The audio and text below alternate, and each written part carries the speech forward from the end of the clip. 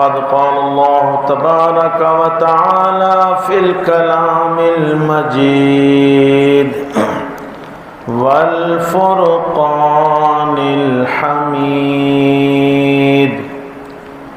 أعوذ بالله من الشيطان اللعين الرجيم.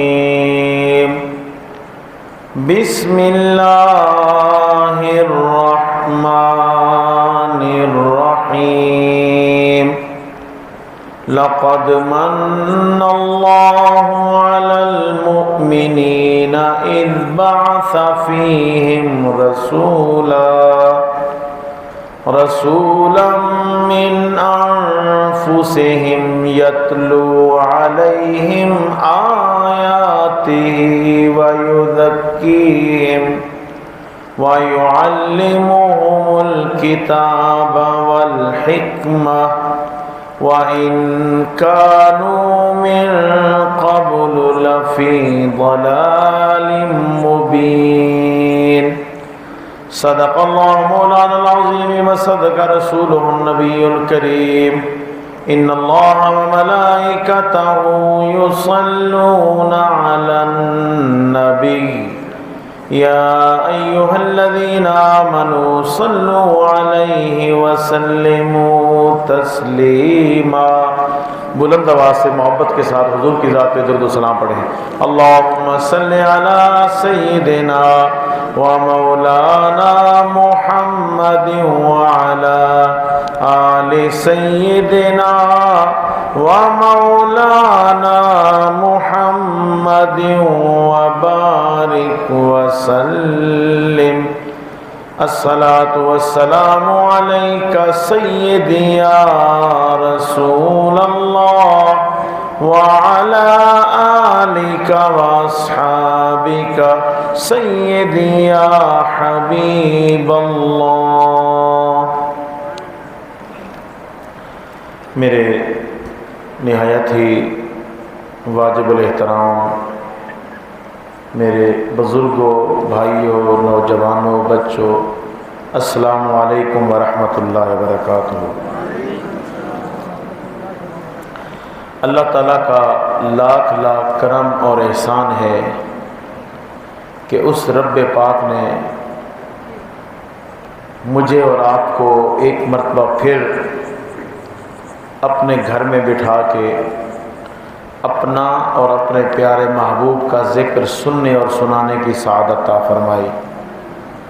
دعا فرمائیں اللہ رب العالمین خلاق کائنات، میں نے جو آپ کے سامنے آیت کریمہ تلاوت کی ہے، اللہ پاک مجھے اس کے تحت حق اور سچ بیان کرنے کی توفیق عطا فرمائے اور ہم سب کو سن سمجھ کر عمل پیرا ہونے کی توفیق عطا فرمائے.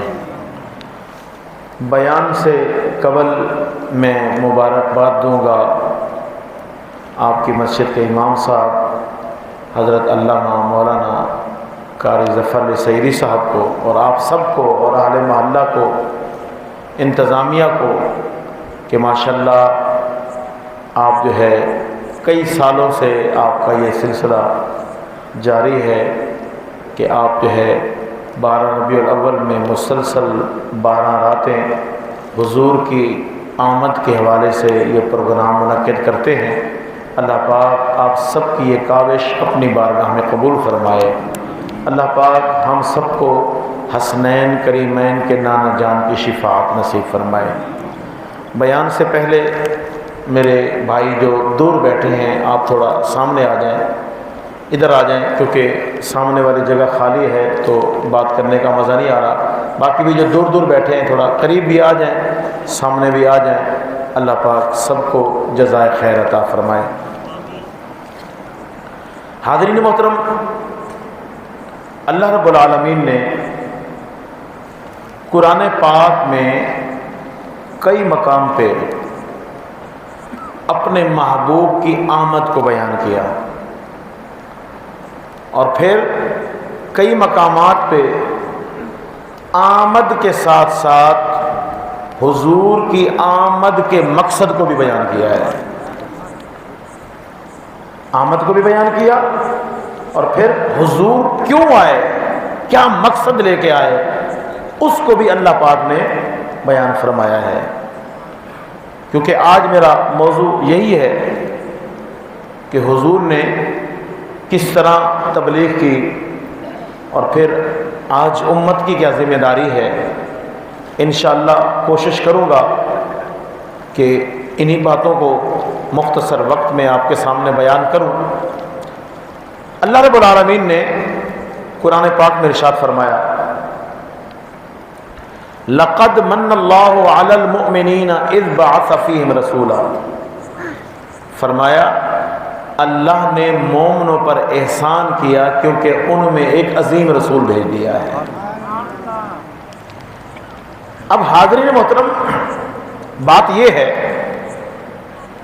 کہ اللہ پاک نے بڑی نعمتیں عطا فرمائیں، بے شمار نعمتیں عطا فرمائیں، لیکن کسی نعمت کے حوالے سے خاص طور پہ احسان نہیں جتلایا۔ لیکن جب نعمت عظمیٰ کی باری آئی، رحمت دو عالم کی باری آئی، تو اللہ پاک نے فرمایا کہ اللہ نے مومنوں پر احسان کیا ہے کیونکہ ان میں ایک عظیم رسول بھیج دیا ہے۔ اس کی وجہ کیا ہے حاضرین محترم؟ وجہ یہ ہے کہ اللہ پاک نے، ذرا غور کرنا، علمی بات ہے اور بڑی مزے کی بات ہے، اللہ پاک نے قرآن پاک میں جگہ جگہ اپنے بندوں کو اپنی نعمتیں یاد کرنے کا حکم دیا ہے۔ جگہ جگہ کہیں فرمایا اذکروا نعمت اللہ، اللہ کی نعمتیں یاد کرو، کہیں فرمایا لئن شکرتم لازیدنکم ولئن کفرتم ان عذابی لشدید، کہ میری نعمتوں پر میرا شکر ادا کرو گے تو میں نعمتیں اور بڑھاؤں گا، اور اگر ناشکری کرو گے تو یاد رکھو میرا عذاب بڑا سخت ہے۔ اللہ پاک نے اپنے بندوں کو یہ حکم دیا ہے کہ اس کی نعمتیں یاد کرو۔ اب میں آپ سے پوچھتا ہوں، یاد تو وہ چیز کی جاتی ہے نا جو چیز گنی جائے، یاد وہ چیز کی جاتی ہے جو چیز گنی جا سکے، جس کو گنا جا سکے، جس کو شمار کیا جا سکے، وہ یاد کی جاتی ہے۔ جو چیز شمار ہی نہ ہو سکے، گنی ہی نہ جا سکے، اس کو یاد کر سکتے ہیں؟ اور اللہ کی جو نعمتیں ہیں، وَإِن تَعُدُّوا نِعْمَةَ اللَّهِ لَا تُحْصُوهَا، وَإِن تَعُدُّوا نِعْمَةَ اللَّهِ لَا تُحْصُوهَا، فرمایا کہ تم اگر اللہ کی نعمتوں کو شمار کرنا چاہو تو شمار کر سکتے نہیں، گن سکتے نہیں۔ تو اب یہ تو بڑی پریشانی کی بات ہو گئی کہ رب العالمین نے حکم دیا کہ میری نعمتیں ان کو یاد کرو، اور ایک جگہ فرمایا کہ تم میری نعمتیں شمار ہی نہیں کر سکتے۔ تو جب شمار نہیں کر سکتے تو پھر یاد کیسے کریں؟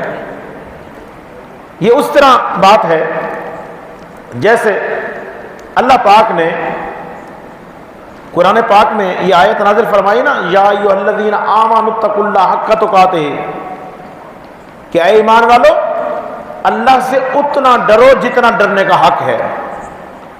جب یہ آیت اتری نا، صحابہ کرام پریشان ہو گئے کہ اللہ سے ڈرنے کا حق ہم کیسے ادا کر سکتے ہیں، کیونکہ کما حق کو ہو اللہ کی معرفت ہی حاصل نہیں ہو سکتی۔ ڈرے تو تب نہ کہ جب معرفت کما حق کو حاصل ہو، جب کما حق کو معرفت حاصل نہیں ہو سکتی تو ڈر کیسے سکتے ہیں؟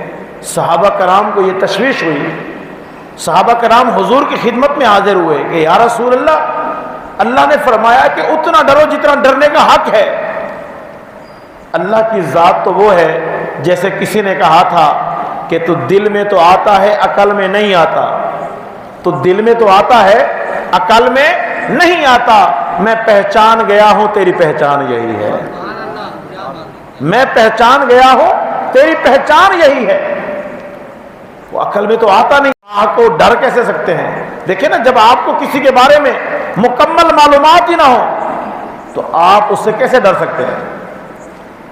تو پھر اللہ پاک نے جبریل امین کو فرمایا، اے جبرائیل یہ آیت لے جاؤ اللہ پاک نے فرمایا فاتقوا اللہ مستطعتم، اتقوا اللہ مستطعتم، اللہ سے اتنا ڈرو جتنا ڈرنے کا حق ہے۔ وہ آیت تھی، اس میں کیا فرمایا؟ اتقوا اللہ مستطعتم، اللہ سے اتنا ڈرو جتنی تم طاقت رکھتے ہو، اللہ سے اتنا ڈرو جتنی طاقت رکھتے ہو۔ تم اللہ سے اتنا ڈرو جتنی طاقت رکھتے ہو، ہم کریم ہیں، ہم اتنا لکھ دیں گے جتنا ڈرنے کا حق تھا۔ تم اتنا ڈرو جتنی طاقت رکھتے ہو، اللہ کتنا لکھے گا؟ جتنا ڈرنے کا حق تھا۔ تو اب اسی کو ادھر لے آئیں، بات کو سمجھے ذرا، کہ اللہ نے فرمایا میری نعمتوں کو یاد کرو۔ مولا تیری نعمتیں تو شمار ہی نہیں کر سکتے، گن ہی نہیں سکتے ہیں، تو پھر یاد کیسے کریں؟ یاد کیسے کریں؟ تو اللہ پاک نے ایک ایسی نعمت عطا فرمائی، نعمت عظمی عطا فرمائی، جو سب نعمتوں سے بڑی نعمت تھی، وہ نعمت عطا فرمائی۔ فرمایا تم میری باقی نعمتیں یاد نہیں کر سکتے ہو، گن نہیں سکتے ہو، یاد نہیں کر سکتے ہو، تو پھر میں تمہیں ایسی نعمت دیتا ہوں، اس نعمت پر شکر ادا کرو گے تو باقی ساری نعمتوں کا شکر ادا ہو جائے گا۔ اس نعمت کو یاد کر لو گے تو باقی ساری نعمتوں کو تم نے یاد کر لیا، اس نعمت کو پہچان لو تو ساری نعمتوں کو تم نے پہچان لیا۔ تو اب نتیجہ یہ نکلا کہ جس نے حضور کو پہچان لیا اس نے اللہ کی ساری نعمتوں کو پہچان لیا، جس نے حضور کو یاد کر لیا اس نے اللہ کی ساری نعمتوں کو یاد کر لیا، جس نے حضور جیسی نعمت ملنے پر اللہ کا شکر ادا کر لیا اس نے ساری نعمتوں پر شکر ادا کر لیا۔ آپ کہیں گے یہ کیسے ہو سکتا ہے؟ ہر نعمت کا الگ شکر ہے۔ میں مثال دے کے اپنی بات آپ کو سمجھاؤں۔ مجھے یہ بتائیں، یہ جو ہاتھ ہیں، میری طرف دیکھیں، یہ جو ہاتھ ہیں یہ اللہ کی نعمت ہیں یا نہیں ہیں؟ آنکھیں نعمت ہیں، ہونٹ، پاؤں نعمت ہیں، اسی طرح باقی نعمتوں کو آپ قیاس کر لیں، یہ اللہ کی نعمت ہیں۔ لیکن یاد رکھنا یہ ہاتھ اللہ کی نعمت ہیں کب؟ جب یہ ہاتھ حضور کی اتباع میں چلیں گے، حضور کو پہچانو گے، حضور کی اتباع میں چلو گے تو یہ ہاتھ نعمت ہیں، ورنہ یہ زحمت ہے۔ یہ پاؤں نعمت ہیں کب؟ جب حضور کی اتباع میں چلو گے، اور اگر حضور کی اتباع میں نہیں چلے تو یہ پاؤں نعمت نہیں ہے۔ آپ کہیں گے وہ کیسے؟ تو ذرا توجہ فرمائیں، سورہ یاسین میں اللہ پاک نے ارشاد فرمایا یوم نختم علی افواہہم وتکلمنا ایدیہم وتشہد ارجلہم بما کانوا یکسبون۔ جو لوگ اللہ اور اس کے رسول کی نافرمانی کرتے ہیں، اللہ اور اس کے رسول کے باغی ہیں، دیکھیں نا، ہاتھ تو سب کے ہیں، پاؤں سب کے ہیں، نعمتیں سب کو ملی ہیں، لیکن اللہ نے کیا فرمایا؟ جو اللہ کے باغی ہیں، اللہ کے رسول کے باغی ہیں، جنہوں نے اللہ کی نعمتیں تو استعمال کی لیکن بڑی نعمت کی قدر نہیں کی، اس کو نہیں پہچانا، اللہ نے کیا فرمایا؟ یوم نختم علی افواہہم، وہ دن یاد کرو جب ہم ان کی بولتی بند کر دیں گے۔ جو جہاں دنیا میں بڑے بڑے بول بولتے ہیں، بڑی بڑی باتیں کرتے ہیں نا، فرمایا نختم علی افواہہم، قیامت کے دن ہم ان کی بولتی بند کر دیں گے، زبان بند ہو جائے گی، منہ پہ مہر لگا دی جائے گی۔ پھر کیا ہوگا؟ وَتُكَلِّمُنَا أَيْدِيهِمْ، ان کے ہاتھ پھر ہم سے کلام کریں گے۔ کون کلام کریں گے؟ ہاتھ عرض کریں گے مولا تو نے تو ہمیں نعمت بنا کے ان کو دیا تھا، انہوں نے تیری دی ہوئی نعمت تیرے دین کے خلاف استعمال کی، تیری نافرمانی میں، تیرے محبوب کی نافرمانی میں یہ ہاتھ استعمال کیے، یہ پاؤں تیرے محبوب کی نافرمانی میں، پاؤں گواہی دیں گے کہ مولا ہمیں تو نے ان بندوں کو اس لیے دیا تھا کہ یہ چل کے مسجد میں آئیں، یہ تو چل کے برائی کی طرف جاتے تھے، بے حیائی کی طرف چل کے جاتے تھے۔ آج موبائل ہے ہر کسی کے ہاتھ میں، آپ کی مرضی، موبائل کو ہاتھ کے ذریعے ٹچ کر کے اس سے اچھی چیز دیکھو تو ہاتھ اچھی گواہی دیں گے، حضور کی اتباع والی چیزیں دیکھو گے تو ہاتھ اچھی گواہی دیں گے، اور اگر ان ہاتھوں سے برے سین دیکھو گے تو پھر برے سین نکال کے دیکھو گے تو پھر یہ خلاف گواہی دیں گے۔ اب یقیناً بات آپ کو سمجھ آ گئی ہوگی۔ ہاتھ نعمت ہیں، کب؟ جب حضور کی اتباع میں ہو۔ پاؤں نعمت ہیں، کب؟ جب حضور کی اتباع میں ہو۔ اور اگر حضور کے خلاف ہاتھ استعمال ہو تو نعمت نہیں ہے، جہنم میں جانے کا باعث ہے۔ پاؤں حضور کی اتباع کے خلاف استعمال ہو تو نعمت نہیں ہے، بلکہ ان کی گواہی کی وجہ سے وہ بندہ جہنم میں جائے گا۔ تو اس سے پتہ یہ چلا ساری نعمتیں تب نعمت ہوں گی جب حضور کو پہچان لو گے، اور اگر حضور کو نہیں پہچانا تو کوئی نعمت نہیں رہے گی۔ اس لیے یاد رکھیں، جس نے حضور کو پہچان لیا، حضور کی اتباع کر لی، حضور سید عالم صلی اللہ علیہ وسلم کی تابعداری کر لی، جس نے حضور کو پہچان لیا دنیا میں بھی وہی کامیاب ہے، آخرت میں بھی وہی کامیاب ہے۔ اور جس نے حضور کو نہیں پہچانا، حضور کی قدر نہیں کی، حضور کا کلمہ نہیں پڑھا، پھر کیا ہوگا؟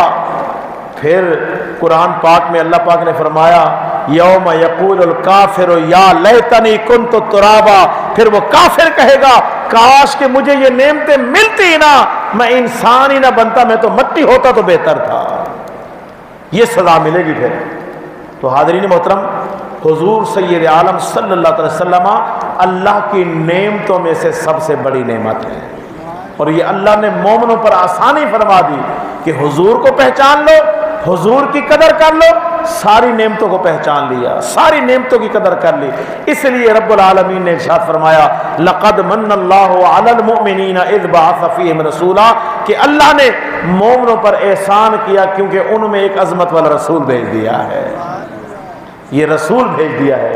اور حاضرین محترم، حضور اللہ کی ایسی نعمت ہیں، حضور آئے انسان کی مشکلات کم ہو گئی، حضور آئے انسان کی مشکلات کم ہو گئی۔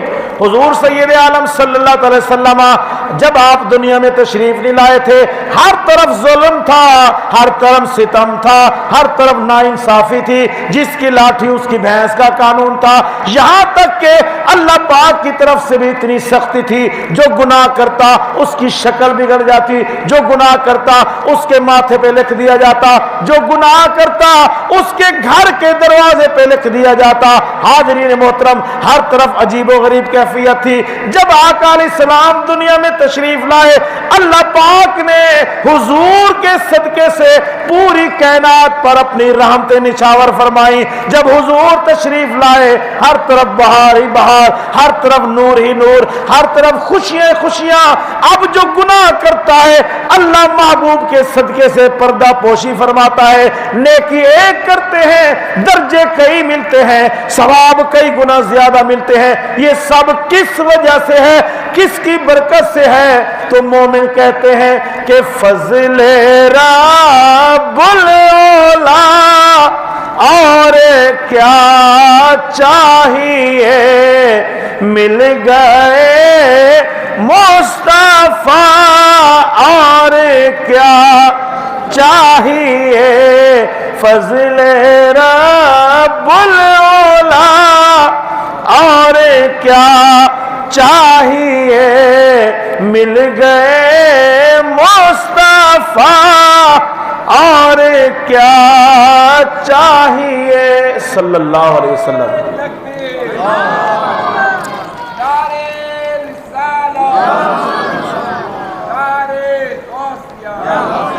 حاضرین محترم، آقا علیہ السلام دنیا میں اللہ کا فضل بن کے آئے ہیں، اللہ کی رحمت بن کے آئے ہیں، اللہ کا کرم بن کے آئے ہیں، اور حضور کے آنے سے ساری مشکلات ختم ہو گئی ہیں، ساری پریشانیاں ختم ہو گئی ہیں۔ اب جو حضور کے راستے پہ چلے گا اس کے لیے کوئی پریشانی نہیں ہے۔ پریشانی اس کے لیے ہے جو حضور کے راستے کے خلاف چلے گا، جو حضور کی نافرمانی کرے گا، اس کے لیے پریشانی ہے۔ اور حاضرین محترم، اب ذرا توجہ فرمائیں کہ حضور آئے کیوں تھے؟ حضور آئے کیوں تھے؟ اللہ رب العالمین نے قرآن پاک میں ارشاد فرمایا لقد من اللہ علی المؤمنین اذ بعث فیہم رسولا، اللہ نے مومنوں پر احسان فرمایا کیونکہ ان میں ایک عظمت والا رسول بھیج دیا۔ وہ رسول ہے کون؟ فرمایا من انفسہم، وہ رسول ہے انہی میں سے، وہ رسول ہے انہی میں سے۔ اللہ پاک نے حضور کو انسانوں میں مبعوث فرما کر انسان کی عظمت اور بڑھا دی ہے۔ یاد رکھیں، یاد رکھیں، یہ انسانیت کے لیے فخر ہے، یہ انسانیت کے لیے فخر ہے کہ اللہ کے محبوب کن میں تشریف لائے؟ انسانوں میں تشریف لائے۔ اور یہاں میں ایک عقیدے کی بات بھی آپ کو سمجھا دوں، اللہ پاک نے حضور کو بشر بھی بنایا ہے، نور بھی بنایا ہے۔ اللہ پاک نے حضور کو بشر بھی بنایا ہے، نور بھی بنایا ہے۔ یہ یاد رکھیں، حضور کی بشریت عبارت النص سے ثابت ہے، حضور کی نورانیت اشارت النص سے ثابت ہے۔ لہذا جو حضور کی بشریت کا انکار کرے وہ دائرہ اسلام سے خارج ہے، اور جو حضور کی نورانیت کا انکار کرے وہ بھی گمراہ ہے، وہ بھی گمراہ ہے۔ اللہ پاک نے حضور کو بشر بھی بنایا ہے، نور بھی بنایا ہے۔ بشر بنایا تو ایسا بنایا کہ حد فرما دی، حضور جیسا کوئی بشر نہیں ہے۔ آج اگر کوئی 2-4 دن نہ نہائے تو بتائیں پسینے کی وجہ سے جسم میں بو پھیلتے ہیں نہیں پھیلتے؟ اور میرے آقا تو وہ ہیں اللہ پاک نے جن کے پسینے کو خوشبودار بنا دیا ہے۔ آج ہمارے تھوک جراثیم کا باعث ہیں، بیماریوں کا باعث ہیں، جگہ جگہ لکھا ہوتا ہے تھوکنا منع ہے، لیکن میرے آقا تو وہ ہیں اللہ پاک نے آپ کے لعاب دہن میں شفائیں رکھی ہیں، شفائیں رکھی ہیں۔ حضرت سیدنا صدیق اکبر کو جب سانپ نے کاٹا تو وہاں کیا لگایا گیا؟ حضور کا لعاب لگایا۔ حضرت علی کی آنکھیں دکھ رہی تھی، کیا لگایا گیا؟ حضور کا لعاب لگایا گیا۔ حضرت قتادہ کی آنکھ کا دھیرا باہر نکل آیا، کیا لگایا گیا؟ لعاب لگا کے دوبارہ آنکھ کو ڈھیلے کو اپنی جگہ پہ رکھا تو آنکھ صحیح ہو گئی۔ اور ایک سفر کے موقع پہ صحابہ نے عرض کی یا رسول اللہ، یہ جو کنواں ہے اس میں پانی کھارا ہے، اس کے علاوہ اور کوئی پانی نہیں ہے۔ میرے آقا نے کلی فرمائی اس کنویں میں ڈال دی، وہ کنواں آج تک میٹھا ہے، آج تک وہ آب شفا ہے، لوگوں میں شفائیں بانٹ رہا ہے۔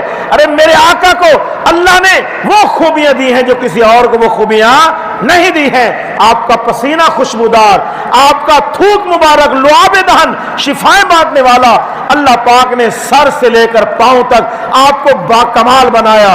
اس لیے کسی نے کہا کہ سر سے لے کر پاؤں تک تنویر ہی تنویر ہے، منہ سے وہ جو بولتا قرآن کی تفسیر ہے، منہ سے وہ جو بولتا قرآن کی تفسیر ہے۔ سوچتی ہوگی یہ دنیا مصطفیٰ کو دیکھ کر، ارے وہ مصور کیسا ہوگا جس کی یہ تصویر ہے، وہ مصور کیسا ہوگا جس کی یہ تصویر ہے۔ اللہ پاک نے حضور کو بشر بنایا تو کمال فرما دیا، اور حضور کو نور بنایا تو کمال فرما دیا، کمال فرما دیا۔ حضرت سید عائشہ فرماتی ہیں کہ میں رات کے وقت دیا جلا کے نا سوئی کے ذریعے کپڑا سلائی کر رہی تھی، فرماتی ہے دیے میں تیل ختم ہو گیا، دیا بجھ گیا اور میری سوئی بھی گر گئی۔ اب میں ٹٹول ٹٹول کے سوئی ڈھونڈ رہی ہوں، اتنے میں میرا مقدر جاگا، حضور میرے حجرے میں تشریف لائے، حضور میرے حجرے میں تشریف لائے۔ سیدہ فرماتی ہیں حضور جب آئے پوچھا عائشہ کیا ڈھونڈ رہی ہو؟ میں نے جب ماجرا سنایا نا تو حضور مسکرائے، فتبسم رسول اللہ صلی اللہ علیہ وسلم، حضور مسکرائے۔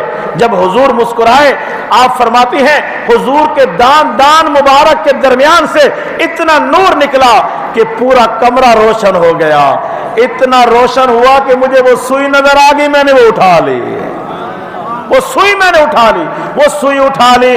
اس کے بعد میں نے حضور کو اپنے ساتھ بٹھایا، عرض کی یا رسول اللہ یا حبیب اللہ، سارا جہان آپ کی نعتیں پڑھتا ہے، یا رسول اللہ میرا دل بھی چاہتا ہے کہ میں آپ کی نعت پڑھوں، میرا دل بھی چاہتا ہے میں آپ کی نعت پڑھوں۔ فرمایا عائشہ ضرور پڑھو۔ سیدہ عائشہ نے عرض کی یا رسول اللہ یا حبیب اللہ، لنا شمس وللآفاق شمس، شمس السماء تطلع بعد الفجر والشمس تطلع بعد العشاء۔ یا رسول اللہ ایک آسمانوں کا سورج ہے، ایک ہمارا سورج ہے، لنا شمس وللآفاق شمس، ایک ہمارا سورج ہے، ایک آسمانوں کا سورج ہے، لیکن دونوں سورجوں میں فرق ہے۔ وہ فرق کیا ہے؟ عرض کی یا رسول اللہ شمس السماء تطلع بعد الفجر، آسمانوں کا سورج صرف فجر کے بعد دن میں روشنی دیتا ہے، والشمس تطلع بعد العشاء، میرا سورج تو عشاء کے بعد بھی روشنیاں بانٹتا ہے، میرا سورج تو عشاء کے بعد بھی روشنیاں بانٹتا ہے۔ تو اللہ نے حضور کو بشر بنایا، حد کر دی، نور بنایا تو حد کر دی۔ لیکن کیونکہ میرا یہ مضمون نہیں ہے اس لیے اس پر میں نے مختصر عرض کیا۔ میں عرض کر رہا تھا کہ اللہ نے فرمایا کہ ہم نے ایک عظیم رسول بھیجا جو ہے انہی انسانوں میں سے ہی۔ بھیجا کیوں؟ بھیجا کیوں؟ یہاں اس آیت میں حضور کے آنے کے 3 مقصد بیان کیے گئے۔ کتنے مقصد؟ 3 مقصد بیان کیے گئے۔ وہ کیا مقصد ہیں ذرا غور فرمائیں۔ ارشاد فرمایا یتلو علیہم آیاتہ ویزکیہم ویعلمہم الکتاب والحکمہ، فرمایا یہ رسول جو آیا ہے 3 مقصد یہاں بیان کیے۔ پہلا مقصد فرمایا یہ رسول اس لیے آیا ہے کہ اللہ کی آیتیں اللہ کے بندوں کو سنائے، یتلو علیہم آیاتہ، ان بندوں پر، ان مومنوں پر اللہ کی آیات تلاوت فرمائے، وَيُزَكِّيهِمْ، دوسرا مقصد فرمایا وَيُزَكِّيهِمْ، یہ رسول اس لیے آیا ہے تاکہ ان مومنوں کے دلوں کو پاک فرما دے، اور تیسرا مقصد فرمایا وَيُعَلِّمُهُمُ الْكِتَابَ وَالْحِكْمَةَ، یہ رسول اس لیے آیا ہے تاکہ ان مومنوں کو کتاب کا علم بھی دے، حکمت کا علم بھی دے۔ اب یہ 3 مقصد حضور لے کے آئے ہیں۔ اب ذرا غور فرمائیں، مجھے جو حکم دیا گیا موضوع کا میں اس طرف آتا ہوں۔ یہ جو 3 مقصد حضور لے کے آئے ہیں، کیا حضور نے یہ تینوں مقصد کما حق ہو اللہ کے بندوں تک پہنچا دیے؟ پہلے تو ہم نے یہ سننا ہے، اور اس کے بعد اب ہماری کیا ذمہ داری ہے، یہ یاد رکھیے گا۔ یہ 2 باتیں میں نے بیان کرنی ہیں۔ حاضرین محترم، اللہ نے حضور کو رسالت کا جو منصب عطا فرمایا تھا نا، حضور نے کما حق ہو اس کا حق ادا کر دیا ہے، حق ادا کر دیا۔ حالانکہ راستہ بڑا کٹھن تھا، راستہ بڑا دشوار تھا، راستے میں بڑی مشکلات آئیں، لیکن میرے آقا نے مشکلات کا مقابلہ کیا، اللہ کا دین اللہ کے بندوں تک پہنچایا ہے۔ اندازہ لگائیں میرے آقا کو تبلیغ میں کتنی مشکلات پیش آئیں۔ حاضرین محترم، حضور نے جب تبلیغ کا اعلان کیا نا، تبلیغ کا آغاز کیا، حضور نے جب تبلیغ کا آغاز فرمایا، احادیث میں آتا ہے حضرت علی فرماتے ہیں کہ میری 10-12 سال عمر تھی، حضور نے مجھے فرمایا جو ہمارے قریبی قبیلے کے لوگ ہیں نا، ان کو سب کو جاؤ کہ آج حضور کی طرف سے سب کی دعوت ہے۔ حضرت علی فرماتے ہیں میں سب کو بلا کے لے آیا کہ آج سب کا کھانا حضور کے گھر ہے۔ حضور علیہ السلام نے دعوت کا اہتمام فرمایا، سب لوگ آئے، حضور نے سب کو کھانا پیش کیا، سب نے کھانا کھایا، بڑی تعریف کی۔ ذرا تصور کرنا، اب جو جملہ جو بات عرض کر رہا ہوں اس کی گہرائی کو سمجھیے گا۔ حضور نے سب کو کھانا پیش کیا، سب نے کھانا کھایا، کھانا کھانے کے بعد آقا علیہ السلام نے سب کو فرمایا کہ اے میرے قبیلے والوں، اے میرے چچاؤ، اے میرے دوسرے رشتہ داروں، میں اللہ کا رسول بن کے تمہاری طرف آیا ہوں، میں اللہ کا رسول بن کے آیا ہوں۔ सब मुझ पर ईमान ले आओ और दीन फैलाने में मेरी मदद करो, दीन फैलाने में मेरी मदद करो। हुआ क्या, हजरत मौला अली शेर खुदा फरमाते हैं कि सारा मजमा जो पहले बड़ा खुश हो रहा था, बड़ी बातें कर रहा था खाने पे, जब हुजूर ने ये फरमाया तो सब खामोश हो गए, किसी ने जवाब न दिया। अल्लाह अकबर, सब खामोश हो गए, किसी ने जवाब। हुजूर ने फिर कहा, फिर खामोश हो गए, किसी ने जवाब न दिया। हुजूर ने फिर कहा। हजरत अली फरमाते हैं कि जब हुजूर ने तीसरी दफा ये कहा ना, मैं था तो छोटा बच्चा, अपनी एड़ियां ऊंची की और अर्ज की, या रसूल अल्लाह, मैं अली बिन अबी तालिब आपके साथ हूं, दीन फैलाने में आपकी मदद करूंगा। या रसूल अल्लाह, आपके लिए मेरी जिंदगी भी हाजिर है, मेरी जान भी हाजिर है। हजरत अली ने जवाब दिया। तो अंदाजा लगाएं क्या हालत होगी कि हुजूर बार बार पूछ रहे हैं और ये बार बार सर झुका के बैठे हुए हैं। तो उस मामले की संगीनी को समझे कि किस अंदाज में, किन मुश्किलात में मेरे आका ने दीन को फैलाया है। और फिर कुफार मक्का जो मजालिम ढाते रहे, जो जुल्म करते रहे, आप सब जानते हैं। यहां तक कि आका अलैहिस्सलाम इस दीन की खातिर, इस तबलीग की खातिर हुजूर एक दफा ताइफ तशरीफ ले गए।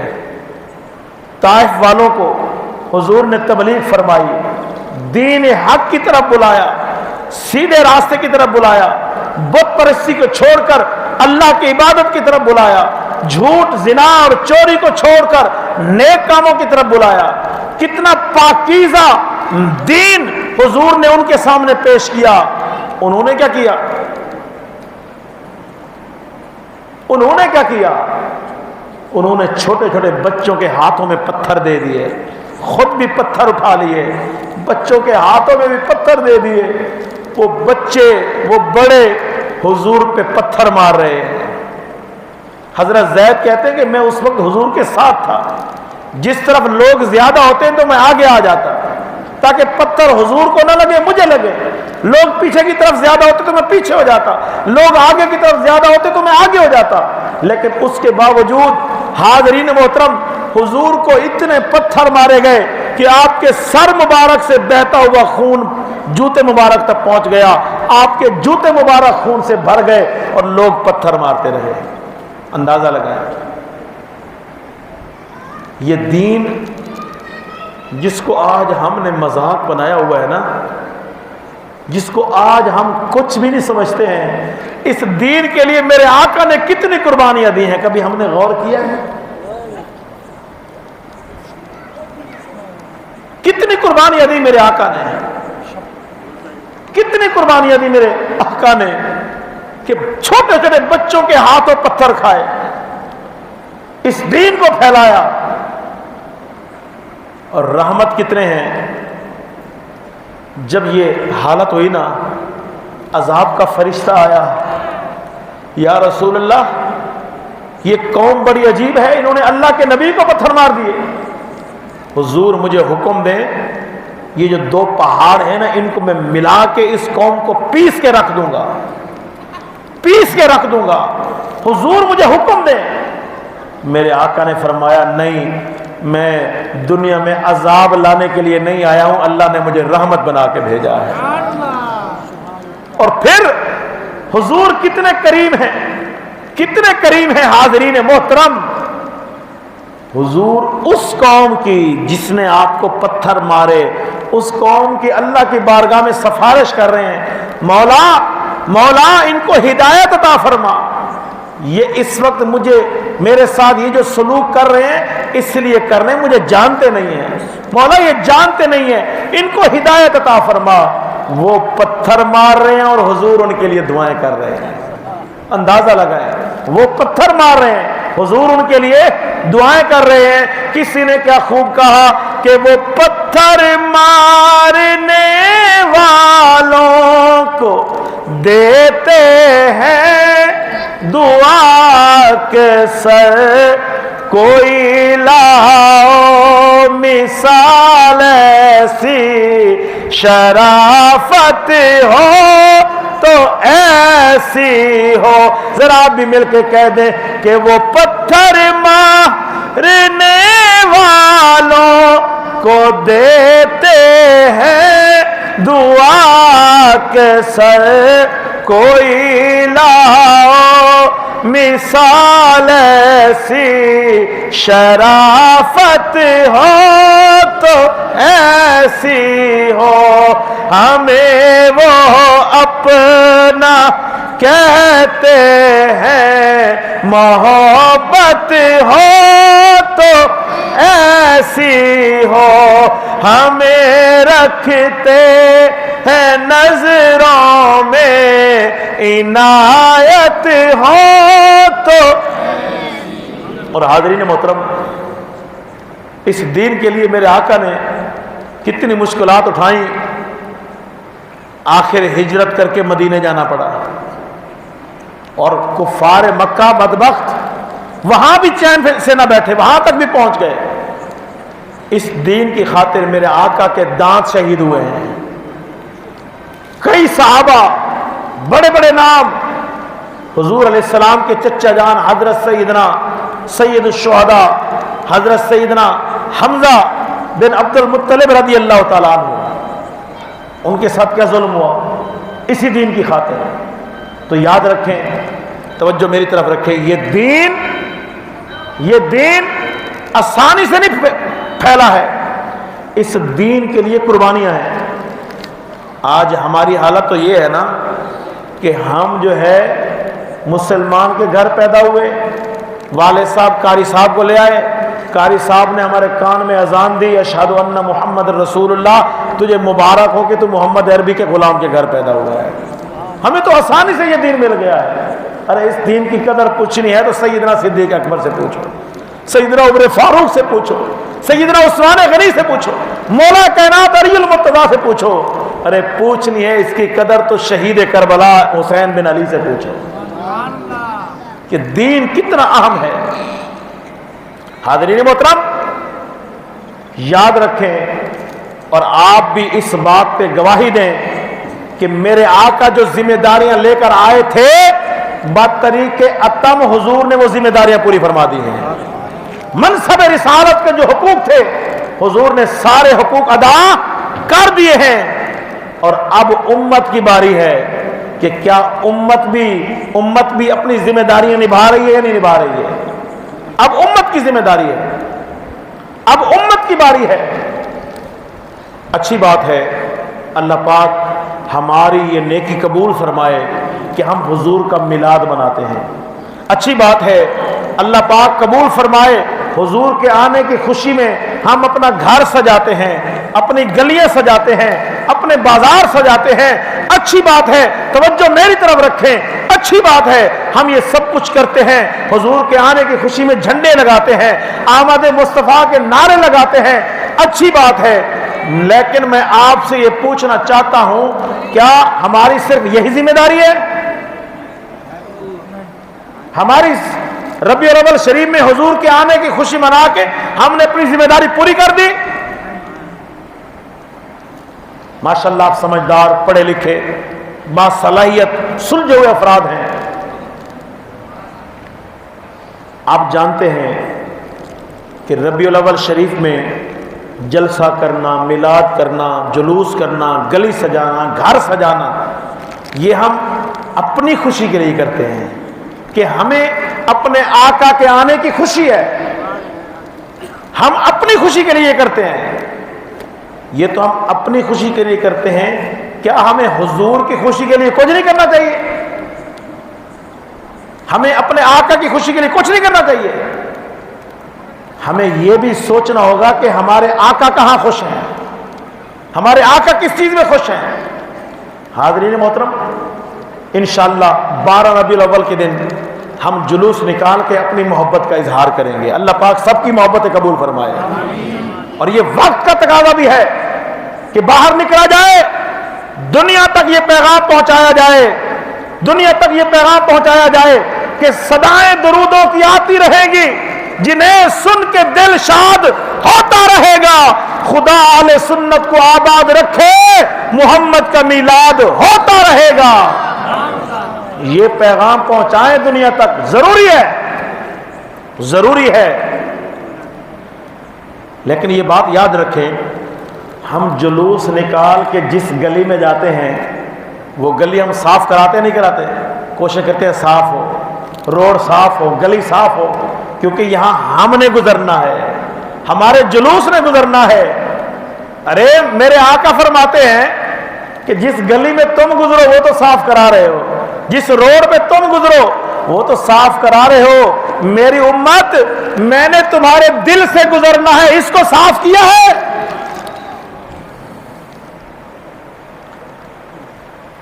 جو میرے آقا کا مقام ہے اس کو صاف کیا ہے۔ کیا یہ صاف ہے؟ اگر یہ صاف ہے تو پھر مبارک ہو، ہم نے حق ادا کر دیا۔ اور اگر یہ صاف نہیں، ہم نماز بھی پڑھ رہے ہوں، قیام بھی کر رہے ہوں، رکوع بھی کر رہے ہوں، سجدہ بھی کر رہے ہوں۔ وہ کسی نے کہا تھا نا کہ میرا ایسے لوگوں سے واسطہ ہے جو سجدوں میں بھی لوگوں کا برا سوچتے ہیں، سجدے میں بھی لوگوں کا برا سوچتے ہیں۔ اگر سجدے میں بھی ہوں، دل میں بغض بھی ہو، حسد بھی ہو، کینہ بھی ہو، اور دین کی بے ادبی ہوتی رہے، میرے آقا کی گستاخی اور بے ادبی ہوتی رہے، ہمیں کوئی فرق نہ پڑے، ہم نے صرف نماز پڑھنی ہے، تو اس کا مطلب پھر دل صاف نہیں ہے، تو پھر اس کو صاف ہونا چاہیے۔ حضور کیوں آئے تھے؟ وَيُزَكِّيهِمْ، ہم دلوں کو صاف کرنے کے لیے۔ حضور، میں نے جو 3 باتیں یہاں بتائیں ان میں سے ایک بات کیا تھی؟ حضور کیوں آئے ہیں؟ مومنوں کا دل صاف کرنے کے لیے۔ جس کا دل صاف ہے وہ کامیاب ہے۔ ایک حدیث پاک میں آپ کے سامنے عرض کروں، خلاصہ، کیونکہ باتیں میں نے ابھی بہت کرنی ہے، آپ سے باتیں بہت کرنی ہے، ایک خلاصہ عرض کروں ایک حدیث کا۔ حضور علیہ السلام اپنے صحابہ کے ساتھ بیٹھے ہوئے تھے، حضور نے فرمایا ابھی جو دروازے سے داخل ہوگا نا وہ جنتی ہے۔ کیا فرمایا؟ ابھی جو دروازے سے آئے گا نا وہ، صحابہ فرماتے ہیں ہم نے دروازے کی طرف دیکھنا شروع کر دیا۔ تھوڑی دیر کے بعد ایک سادہ سا بوڑھا شخص داخل ہوا، سادہ تھا، اتنا سادہ تھا کہ وضو کیا ہوا تھا، پانی قطرے گر رہے تھے، اتنا سادہ تھا کہ جوتا ہاتھ میں اٹھایا ہوا تھا، سادہ تھا۔ ہم نے دیکھا، اس کے نصیب پر ہم نے عشش کیا کہ دیکھو یہ جنتی ہے۔ فرماتے دوسرے دن ہم حضور کے ساتھ بیٹھے تھے، حضور نے پھر فرمایا اس دروازے سے ابھی جو آئے گا نا وہ جنتی ہے۔ صحابہ فرماتے ہیں ہم نے دوسرے دن دیکھا تو وہی شخص آیا، جو پہلے دن آیا تھا دوسرے دن بھی وہی آیا۔ صحابہ فرماتے تیسرا دن آیا، ہم حضور کے ساتھ بیٹھے ہوئے تھے اور حضور نے آج پھر فرمایا کہ اس دروازے سے ابھی جو آئے گا نا وہ جنتی ہے۔ صحابہ فرماتے ہیں ہم نے دروازے کی طرف دیکھنا شروع کر دیا، آج بھی دروازے سے جو داخل ہوا وہی شخص تھا، وہی شخص تھا۔ 3 دن حضور نے ان کے جنتی ہونے کی بشارت دی۔ ایک صحابی فرماتے ہیں میں بہانے سے نا اس کے ساتھ ہو لیا کہ میں دیکھوں تو صحیح آخر ایسی کون سی خوبی ہے، ان میں ایسی کون سی خوبی ہے کہ 3 دن میرے آقا نے ان کو جنتی ہونے کی بشارت دی ہے، کیا خوبی ہے؟ فرماتے کہ میں ان کے ساتھ رہا بہانے سے، کئی دن میں رہا، راتوں کو بھی جاگ کے اس کے جو معاملات تھے دیکھے، دن کو بھی دیکھے، وہی عام معاملات جو صحابہ کرام کرتے تھے، نماز پنجگانہ پڑھنا، قرآن کی تلاوت کرنا، تہجد پڑھنا، یہی سارے معاملات جو صحابہ کرتے تھے ان کے بھی وہی تھے۔ تو ایک دن فرماتے میں نے اس سے پوچھ لیا کہ اے بزرگ، میں جو تمہارے ساتھ رہ رہا ہوں اس لیے رہ رہا ہوں کہ میں تمہارے معمولات دیکھنا چاہتا تھا، تمہارے معمولات تو وہی ہیں جو عام صحابہ کے ہیں، آپ میں ایسی کون سی خوبی ہے آخر کہ حضور نے 3 دن آپ کے بارے میں جنتی ہونے کی خبر دی ہے؟ اچھا جب اس نے سنا نا کہ میرے آقا نے 3 دن میرے بارے میں فرمایا کہ جنتی ہے، آنکھوں سے آنسو آ گئے، آنکھوں سے آنسو آئے، آنسو بہاتے ہوئے فرمایا کہ اے بیٹا، ایسی اور تو میرے اندر کوئی خوبی نہیں جو میرے رب کو بھا جائے، ہاں ایک بات ہے، اپنے دل پہ ہاتھ مار کے کہا میرا یہ دل ہر کسی کے لیے صاف ہے، اس میں کسی کے لیے کدورت نہیں ہے، بغض حسد نہیں ہے، میرا دل سب کے لیے صاف ہے۔ شاید میری یہی ادا میرے رب کو پسند آئی ہے اور اس نے محبوب کے ذریعے میرے جنتی ہونے کی بشارت عطا فرمائی ہے۔ دل صاف کرو،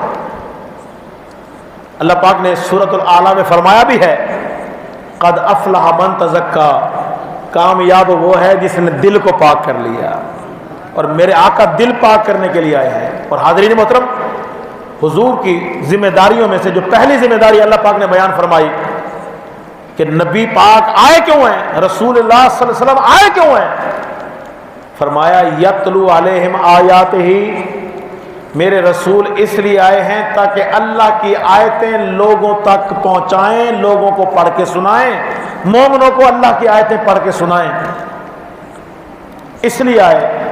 میں آپ سے پوچھتا ہوں، حضور نے اللہ کا قرآن اس کے بندوں تک پہنچا دیا نہیں پہنچا دیا؟ بہترین انداز میں پہنچایا، حق ادا کر دیا۔ اب مجھے آپ یہ بتائیں، کیا ہم اس قرآن کا حق ادا کر رہے ہیں؟ ہمارا آج کس انداز میں گزر رہا ہے؟ آج یہ جو موبائل کی صورت میں ایک دجالی آلہ ہمارے ہاتھ میں دے دیا گیا، ہر بندہ لگا ہوا ہے، ہر بندہ، گھر کی خواتین ہیں تو وہ بھی لگی ہوئی ہیں، مرد ہیں وہ بھی لگے ہوئے ہیں، ہر بندہ لگا ہوا ہے، برے مناظر، بری چیزیں ہر بندہ دیکھ رہا ہے۔ اگر اسی دوران قرآن کی کوئی آیت آ جائے، حدیث آ جائے تو وہ بور ہو جاتا ہے، اس کو منظر چاہیے، دلچسپی کا منظر چاہیے۔ قرآن حدیث میں دلچسپی نہیں ہے۔ آج سے کچھ عرصہ آپ پیچھے جائیں، جو بزرگ بیٹھے ہیں میری اس بات سے اتفاق کریں گے، پہلے یہ ہوتا تھا صبح صبح نماز سے پہلے گھر کے بڑے بچے اٹھ جاتے تھے، سب وضو کر کے قرآن پڑھ رہے ہیں، پھر باجماعت نماز پڑھتے ہیں، نماز کے بعد پھر قرآن پڑھ رہے ہوتے تھے، نتیجہ یہ تھا برکتیں ہی برکتیں تھیں۔ آج برکتیں ختم ہو گئیں، بارشیں یا تو آتی نہیں ہیں، آتی ہیں تو پھر وبا بن جاتی ہیں، طوفان بن جاتی ہیں، ہلاکت کا باعث بن جاتی ہیں۔ مہنگائی کہاں پہنچی ہوئی ہے؟ آج طرح طرح کی مصیبتیں آ رہی ہیں، کبھی کرونا کی صورت میں، کبھی سیلاب کی صورت میں، کبھی ڈینگی کی صورت میں، کبھی کس صورت میں، کبھی کس صورت میں۔ غور فرمائیں وجہ کیا ہے؟ وجہ ہمارے سامنے ہے، وجہ ہمارے سامنے ہے، ہم نے قرآن سے منہ موڑ لیا ہے۔ آج ہمارے پاس اور رات تک فیس بک فلانی چیز چلانے کا ٹائم ہے، قرآن پڑھنے کا ٹائم نہیں ہے۔ اللہ تعالی ہمیں ہدایت عطا فرمائے۔ حضور اپنی ذمہ داریاں نبھا گئے، لیکن آج امت ناراض نہیں ہونا، آج امت اپنی ذمہ داری نبھا رہی نہیں ہے۔ میرے بھائی، گھر کے لیے ہم قرآن لینا چاہتے ہوں تو کوشش کریں گے مہنگے سے مہنگا لیں، خوبصورت سے خوبصورت۔ اب تو بڑے دلکش قرآن پاک آ گئے، سونے کے ورق کی طرح ورق، چمکنے والے حروف، بڑے قیمتی قرآن آ گئے۔ قیمتی قرآن لائیں گے اور پھر قیمتی مخمل کا کپڑا غلاف بنا کے لپیٹ کے خوبصورت جگہ بنا کے وہاں رکھ دیں گے، کبھی سال بعد اٹھائیں گے، کبھی 1.5 سال بعد اٹھائیں گے۔ حالانکہ شریعت نے ہم سے یہ مطالبہ نہیں کیا، ہم سے شریعت نے تو مطالبہ کیا تھا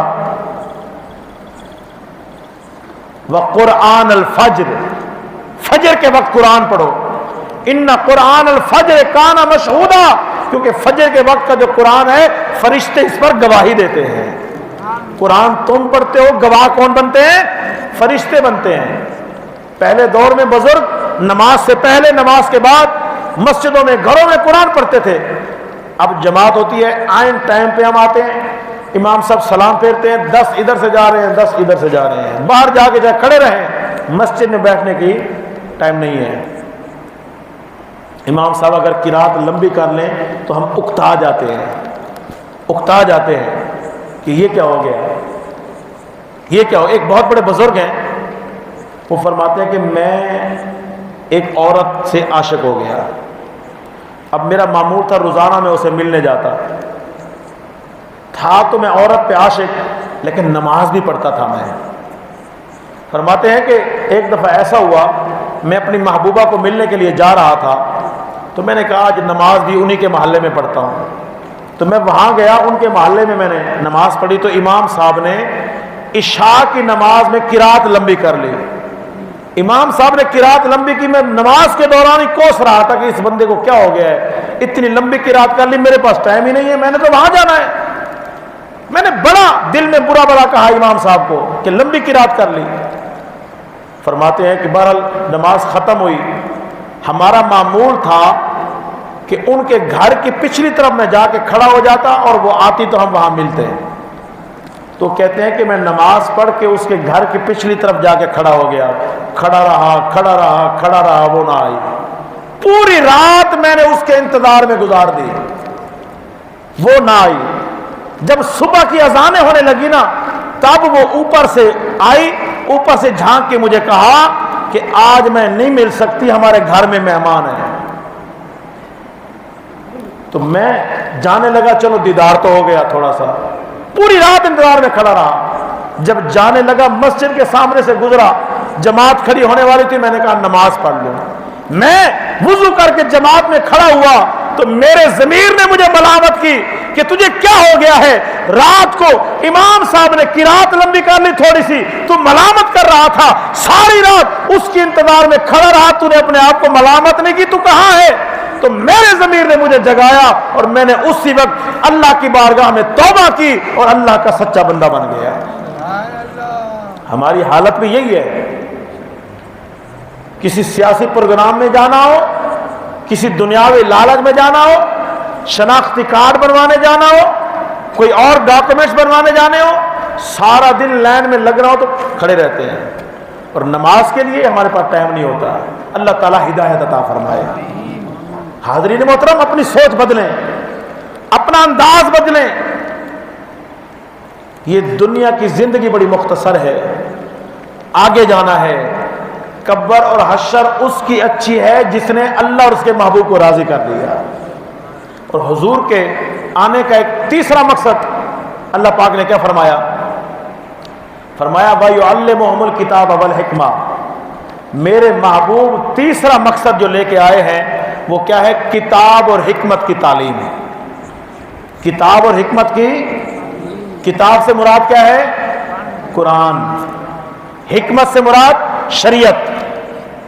کتاب سے مراد قرآن, حکمت سے مراد شریعت. حضور آئے تھے قرآن اور شریعت سکھانے کے لیے, اور حضور نے قرآن اور شریعت سکھانے میں حد کر دی, حق ادا کر دیا.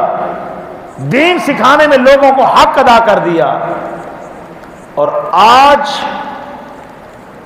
میں آپ کی بات نہیں کر رہا ہوں, اوورآل جو ہمارے ہاں سلسلہ چل رہا ہے اس کی بات کر رہا ہوں. آج ہمارے اندر فکر ہے کہ ہمارا بچہ مہنگے اور اچھے سکول میں پڑھے, مہنگے اور اچھے کالج میں پڑھے, بڑی ڈگری لے کے آئے. اگر ہمیں فکر نہیں ہے تو قرآن کی تعلیم کی نہیں ہے, قرآن کی تعلیم کی نہیں ہے. قرآن کے لیے اگر ہم آدھا گھنٹہ بھی بچے کو دے دیں تو ہم کہتے ہیں یار ہم نے بڑا ٹائم دے دیا. بچہ سکول جا رہا ہے تو پورا گھر اس کی تیاری میں لگا ہوتا ہے. کوئی یونیفارم استری کر رہا ہے, کوئی شوز صاف کر رہا ہے, کوئی بیگ بنا رہا ہے, کوئی ناشتہ بنا رہا ہے, کوئی لنچ بنا رہا ہے. اور والد صاحب باہر دروازے پہ موٹر سائیکل پہ انتظار کر رہے ہیں, صاحبزادہ صاحب جلدی آئیں اور میں ان کو سکول چھوڑ کے آؤں. اعلیٰ سے اعلیٰ ڈگری دلواتے ہیں.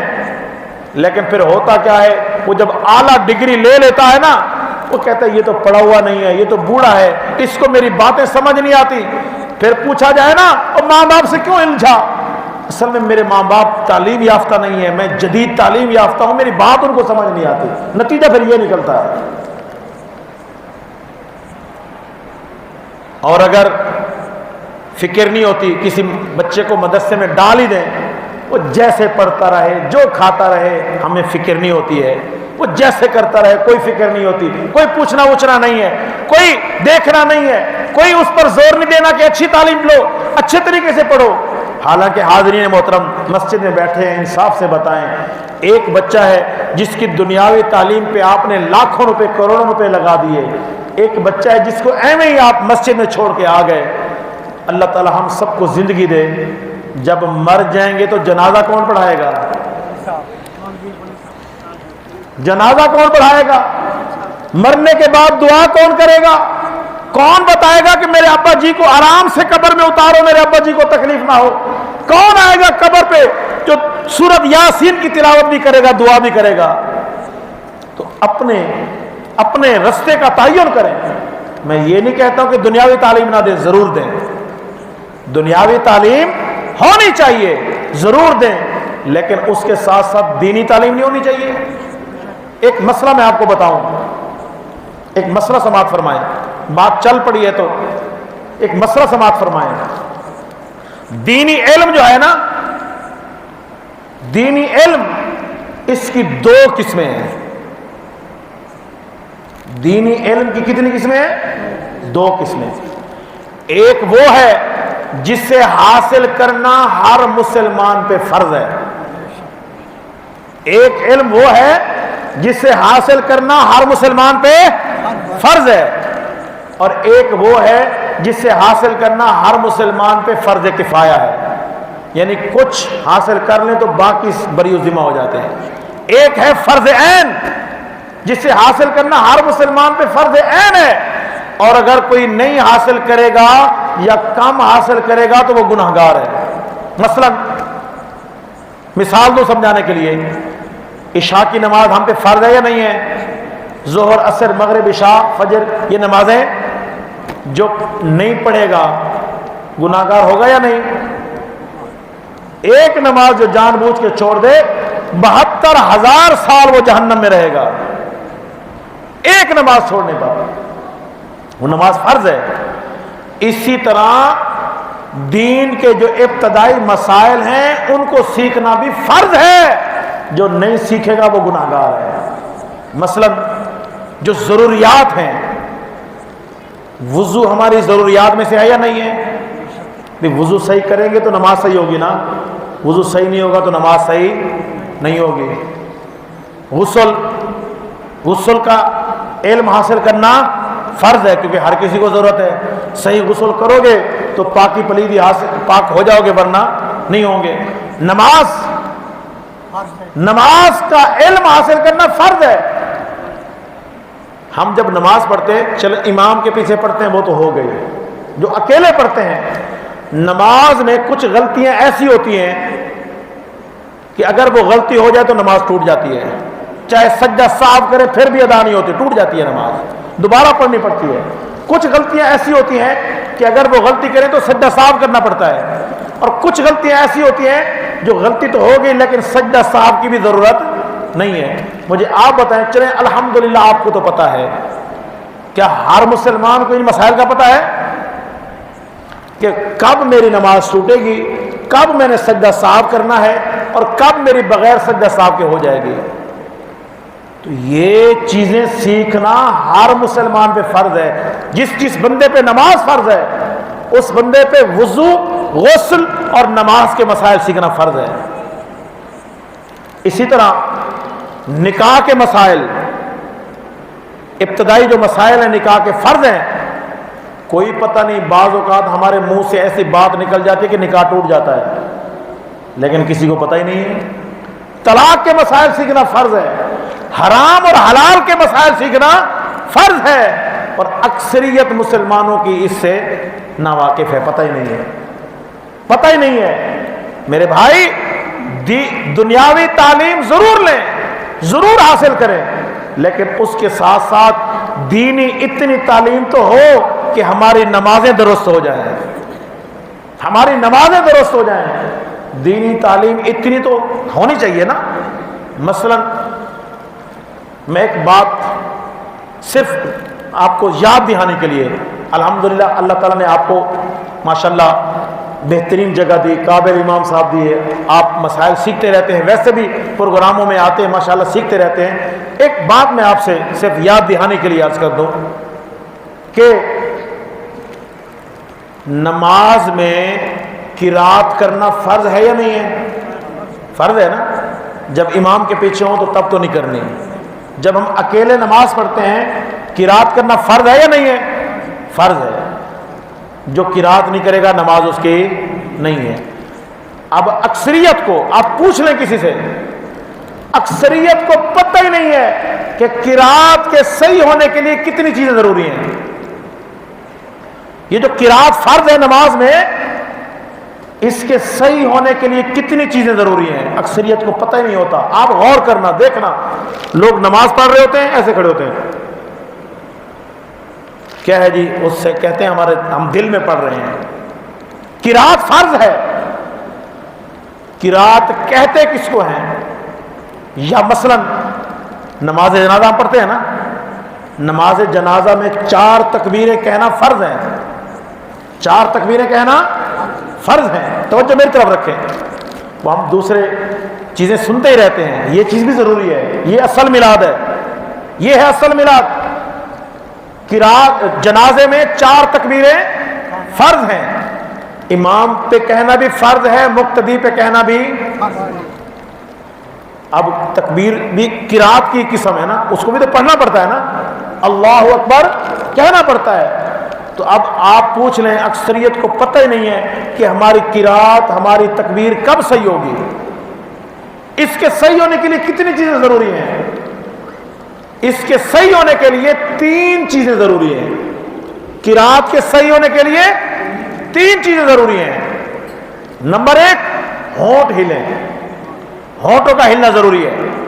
نمبر 2، زبان ہلے، زبان کا ہلنا ضروری ہے. نمبر 3، اتنی آواز پیدا ہو کہ آپ کی آواز کم از کم آپ کے کانوں تک آئے، یا جس طرح ہم کسی کے کان میں بات کرتے ہیں اتنی آواز پیدا ہونی چاہیے. یہ 3 چیزیں قرات کے صحیح ہونے کے لیے ضروری ہیں. ہونٹ ہلے، زبان ہلے، اور اتنی آواز پیدا ہو کہ آپ کی آواز آپ کے کانوں تک جائے. جو بندہ یہ 3 چیزیں پوری نہیں کرتا اس کی قرات صحیح نہیں ہے. جو ہونٹ نہیں ہلاتا، یا زبان نہیں ہلاتا، یا آواز پیدا نہیں کرتا، اس کی قرات صحیح. اب قرات صحیح نہیں ہے تو پھر نماز صحیح ہے؟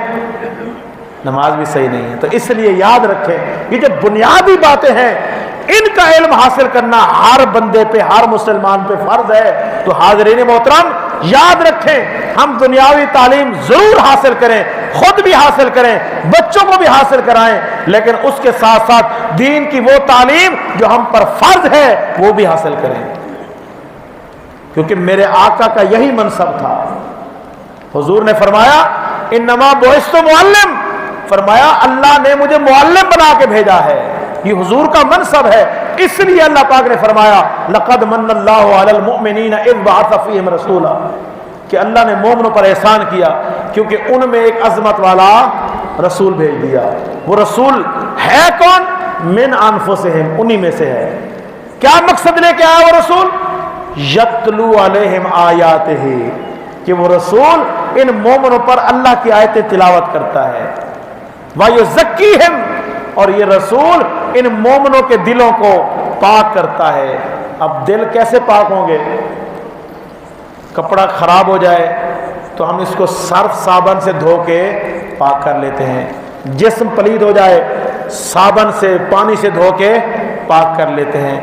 دل ایسی جگہ پہ ہے جہاں نہ پانی جا سکتا ہے نہ صرف جا سکتا ہے، پلید وہ ہوتا ہے. اس کو پاک کیسے کریں گے؟ اس کو پاک کرنا میرے آقا کا کام ہے. ہمارا کام کیا ہے؟ ہمارا کام یہ ہے اپنے دلوں میں حضور کی سچی محبت سجا لیں. حضور کی سچی محبت اپنے دلوں میں سجا لیں. جب دل میں حضور کی محبت آ جائے گی تو دل پاک ہو جائے گا. اور حضور کی محبت کیسے آئے گی؟ دعویٰ کر لیا، بس میں اپنی گفتگو سمیٹ رہا ہوں. دعویٰ کر لیا محبت کا، میں نے، آپ نے دعویٰ کر لیا محبت کا کہ ہم حضور سے محبت کرتے ہیں. محبت ہو گئی. محبت، ارے جس سے محبت کرتے ہیں نا اس کی اداؤں کو اپناتے ہیں. محب کوشش کرتا ہے محبوب کی اداؤں کو اپنائے. محب کوشش کرتا ہے. اعلیٰ حضرت رحمۃ اللہ علیہ کے ہم گیت گاتے ہیں، کیا کہتے ہیں؟ جس کی ہر ادا سنت مصطفیٰ. جس سے محبت کرو اس کی ادائیں اپناؤ، اس کی ادائیں اپناؤ، تب محبت ہے، تب محبت ہے. مثلا مجھے یہ بتائیں، اللہ کو اپنی ساری مخلوق میں، جواب دیں، مجھے جواب دیں اس بات کا، اللہ کو اللہ کی ساری مخلوق میں کس کا چہرہ پسند ہے سب سے زیادہ؟ جواب دیجئے. حضور کا چہرہ. ماشاءاللہ. اللہ کو کس کا چہرہ پسند ہے؟ سب سے زیادہ کس کا چہرہ پسند ہے؟ حضور کا. تو اب بتائیں ہم حضور سے محبت کا دعویٰ تو کریں، ہمارا چہرہ حضور جیسا نہ ہو تو فائدہ نہیں ہے. ہمارا لباس، اللہ کو سب سے زیادہ حضور کا حلیہ پسند ہے، ہمارا حلیہ اگر حضور جیسا نہ ہو تو کوئی فائدہ نہیں ہے. ہماری عادتیں حضور جیسی نہ ہو، ہماری عادتیں حضور جیسی نہ ہو. اللہ کو سب سے زیادہ حضور کی عادتیں پسند ہیں، اللہ کو سب سے زیادہ حضور کی غذائیں پسند ہیں. اللہ نے اپنے محبوب کو سب سے پسندیدہ چیزیں عطا فرمائی ہیں. تو اگر حضور سے محبت کرنا چاہتے ہو تو حضور کی ادائیں اپناؤ، حضور کی ادائیں اپناؤ. اپنا لباس، اپنا حلیہ ایسا بناؤ کہ ہمیں تعارف نہ کرانا پڑے کہ بھائی صاحب میں بھی مسلمان ہوں. نہیں نہیں نہیں نہیں نہیں. اپنا حلیہ ایسے بناؤ کہ جب گھر سے نکلو تو دور سے سمجھ آ جائے کہ رسول اللہ کا سچا غلام آ رہا ہے، حضور کا سچا غلام آ رہا ہے. دور سے پتہ چلنا چاہیے، تعارف کرانے کی ضرورت نہ پڑے. جس طرح وہ کسی نے کہا تھا کہ مزہ تب ہے سرکار محشر میں کہہ دیں وہ دیکھو ہمارا غلام آ رہا ہے. اصل مزہ تو یہ ہے نا. ہمارا مسئلہ یہ ہے کہ ہم ہر چیز میں نا اپنی لذت ڈھونڈتے ہیں. بس آخری بات کر کے میں اپنی بات کو ختم کروں گا. ہر چیز میں اپنا مزہ ڈھونڈتے ہیں. مثلا ہمارے ہاں بڑے غلط رواج ہیں. نکاح کرنا حضور کی سنت ہے یا نہیں ہے؟ مجھے بتائیں. حضور نے خود فرمایا النکاح من سنتی، نکاح میری سنت ہے. نکاح حضور کی سنت ہے. اور جو حضور کی سنت پہ عمل کرے اس کو ثواب ملتا ہے یا نہیں ملتا؟ جی، جو حضور کی سنت پہ عمل کرے اسے، اور یاد رکھنا ایسی سنت جو لوگوں میں مٹ رہی ہو، جو اس پہ عمل کرے اس کو 3 شہیدوں کے برابر ثواب ملتا ہے. نکاح حضور کی سنت ہے اور جو اس سنت پہ عمل کرے اس کو ثواب ملتا ہے. تو اب ہمارے نکاح کیسے ہوتے ہیں؟ نکاح گھر میں آپ نے طے کر لی کہ میں نے بیٹے کی شادی کرنی ہے. آپ کی بات نہیں کرنا ہو، ویسے بات کر رہا ہوں. بیٹے کی شادی ہے، مہینہ پہلے گھر میں سپیکر چل جاتے ہیں، وہ پورا محلہ خوار ہو جاتا ہے. گانے پہ گانا، بے حیائی گندے گانے لگے ہوئے ہیں کہ ہے جی شادی ہے. اور ایسی ایسی رسمیں کہ اب نعوذ باللہ ناراض نہیں ہونا، ایسی ایسی رسمیں کہ ہندو بھی شرما جائے. ایسی رسمیں مسلمانوں میں آ گئی ہیں. حالانکہ نکاح حضور کی سنت ہے. اور سنت کیا ہے کہ امام صاحب جائیں، خطبہ پڑھیں، نکاح پڑھائیں، چھوارے یا کھجور بانٹیں، نکاح ہو گیا. حق مہر ادا کریں، نکاح ہو گیا. یہ تھی سنت. آج جو ہے ہم نے اس میں جہیز گھسیڑا. بیٹی والا جب تک جہیز نہ دے ہم رشتہ نہیں لیتے. ہم نے اس میں جو ہے نکاح کے لیے الگ ولیمہ گھسیڑا، شادی پہ الگ ولیمہ گھسیڑا. بیٹے والا الگ ولیمہ کرے، بیٹی والا الگ ولیمہ کرے، اور باقی جو چیزیں ہوتی ہیں وہ الگ سے ہیں. اور پھر ہم توقع رکھیں کہ اس سنت پہ ہمیں ثواب ملے. تو اس لیے حاضرین محترم ہاتھ جوڑ کے عرض کروں گا، ناراض نہیں ہونا، ناراض نہیں ہونا. حضور کا میلاد ضرور منائیں، گج بج کے منائیں، خوشیوں کا اظہار کریں، سب کچھ کریں، لیکن حضور جو مقصد لے کے آئے تھے وہ مقصد بھی تو پورا کریں نا. حضور جس مقصد کے لیے دنیا میں آئے تھے اس مقصد کو بھی تو پورا کریں نا. میلاد ضرور منائیں.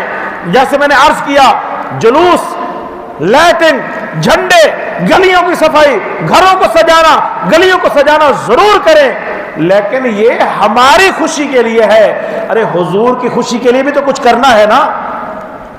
حضور کی خوشی کس میں ہے؟ حضور نے فرمایا قرۃ عینی فی الصلاۃ، میری آنکھوں کی ٹھنڈک نماز میں ہے، میری آنکھوں کی ٹھنڈک نماز میں ہے. حضور کی خوشی کس میں ہے؟ کہ حضور کا امتی جہنمیوں والے کام چھوڑ دے، جنتیوں والے کام کرے. حضور کی خوشی کس میں ہے؟ کہ حضور کا امتی سچ بولے، حضور کا امتی حلال کھائے، حضور کا امتی پکا نمازی ہو. اس میں حضور کی خوشی ہے۔ اللہ پاک ہم سب کو حضور کی تعلیمات پہ عمل کرنے کی توفیق عطا فرمائے۔ حاضرین محترم، دیکھیں بات یہ ہے، میں وہاں سے چل کے یہاں آیا، ایک مقصد لے کے آیا۔ میں یہاں آؤں، میرا وہ مقصد پورا نہ ہو، آگے مجمع نہ ہو، خطاب بھی نہ ہو، قاری صاحب فرمائے کہ حضرت آج ہمارا پروگرام کینسل ہو گیا، آپ چلے جائیں، تو مجھے بتائیں مجھے خوشی ہوگی یا ناراضگی ہوگی؟ آپ ایک مقصد لے کے مسجد میں آتے ہیں یا کہیں اور جاتے ہیں، چلیں مسجد آتے ہیں ایک مقصد لے کے، آگے آپ کا وہ مقصد پورا نہ ہو، ایمان سے بتائیں خوشی ہوگی ناراضگی؟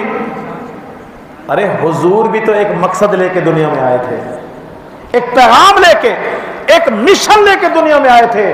آج اگر ہم وہ مشن پورا نہ کریں تو حضور ہم سے راضی نہیں ہوں گے۔ حضور کو راضی کرنا ہے تو حضور کے مشن پہ چلیں۔ اللہ پاک مجھے بھی، آپ کو بھی، ہم سب کو ان باتوں پر عمل کرنے کی توفیق عطا فرمائے۔ آمین ثم آمین۔ وما علیہ الا البلاغ المبین۔